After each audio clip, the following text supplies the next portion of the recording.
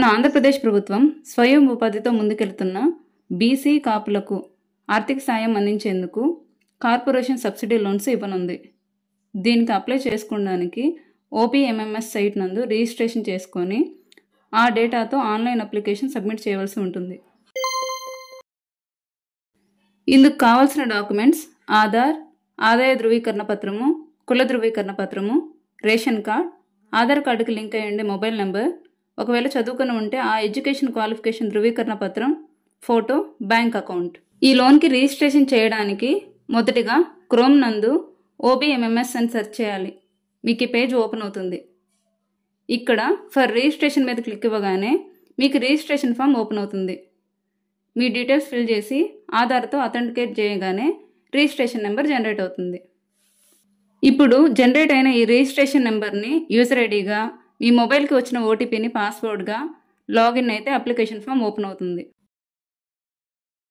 మొదటిగా cash number ఇచ్చి get details ఇవ్వగానే మీ క్యాష్ డీటెయిల్స్ చూపిస్తుంది.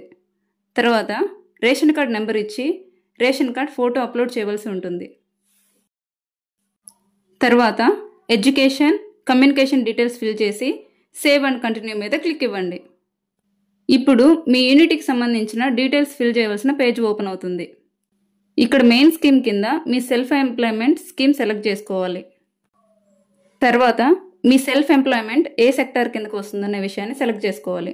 అగ్రికల్చరా, బిజినెస్సా, సర్వీసా, ట్రాన్స్పోర్టా, ఇలా చాలా ఆప్షన్స్ చూపిస్తుంది. మీకు ఏది సూటబుల్ అవుతుందో దాన్ని సెలెక్ట్ చేసుకోవాలి. తర్వాత ఆ సెక్టార్లో కూడా మీ యూనిట్ దేనికి సంబంధించిందనే విషయాన్ని సెలెక్ట్ చేసుకోవాలి. కిరాణా షాపా, హోటలా, ఐస్ క్రీమ్ పార్లరా, ఇట్లా చాలా చూపిస్తాయి. వాటిలో మీకు సూట్ అయ్యేది సెలెక్ట్ చేసుకోండి. తర్వాత మీ యూనిట్ కాస్ట్ ఎంత అనే విషయాన్ని సెలెక్ట్ చేసుకోండి.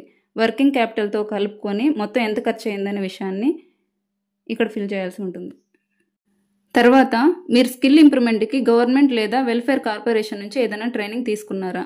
తీసుకుంటే ఎస్ అని పెట్టాలి, లేకపోతే నో. ఒకవేళ ఎస్ అయితే దానికి సంబంధించిన ప్రూఫ్ అప్లోడ్ చేయాల్సి ఉంటుంది. మీరు ఈ economic support scheme first time తీసుకుంటున్నారా?